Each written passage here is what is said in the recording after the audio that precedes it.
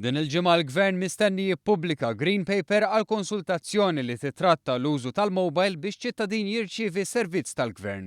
Din il-Green Paper għandha twassal biex pajjiżna jkollu strateġija nazzjonali għal mobile government. Fil-fatt fil-ġimgħa għas-servizz pubbliku bdiet konsultazzjoni pubblika dwar mezzi ġodda ta' kif il-Gvern jista' joffri s-servizz tiegħu liċ-ċittadin. Fosthom permezz tal-użu ta' apps fuq il-mobile li permezz tagħhom iċ-ċittadin ikollu aċċess għas-servizzi tal-Gvern 24 siegħa kuljum.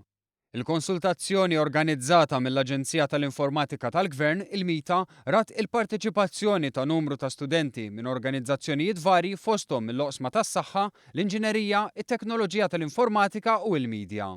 Matul żewġ workshops li ġew organizzati biex tiġi spjegata l-istrateġija tal-Gvern għal mobile government, il-MITA analizzat il-preferenzi tal-istudenti, il-pubbliku u numru ta' qdiet mhux governattivi fejn kien analizzat kif permezz tal-użu tat-teknoloġija, b'mod partikolari tal-mobile, il-komunikazzjoni bejn il-Gvern u ċ-ċittadini tista' titjieb.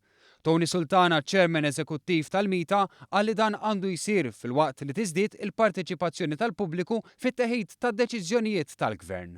L-intenzjoni huwa li nieħdu l-idejat mingħand iż-żgħażagħ u mingħand il-pubbliku in ġenerali dwar kif għandna nfasslu l-istrateġija nazzjonali tal-mobile government. L-ewwel ħanibdew billi nagħmlu Green Paper li darbaq toħroġ fi żmien qasir u fuq dik il-Green Paper jibda jkun hemm diskussjonijiet ma' setturi privati, ma' setturi tal-Gvern, ma' setturi tal-business ukoll biex finalment fl-aħħar kwarta ta' din sena noħorġu il-Mobile Government Strategy tal-pajjiż. Il-proċess ta' konsultazzjoni se jibqa' għaddej bilan li tiġi varata strateġija dwar mobile government tal-pajjiżna. Din il-ġimgħa stess se jsiru numru ta' laqgħat mal-pubbliku fejn fost l-oħrajn se jiġu diskussi s-servizzi mogħtija lill-pubbliku u kif is-servizz pubbliku jkompli jilħaq l-aspirazzjonijiet tiegħu.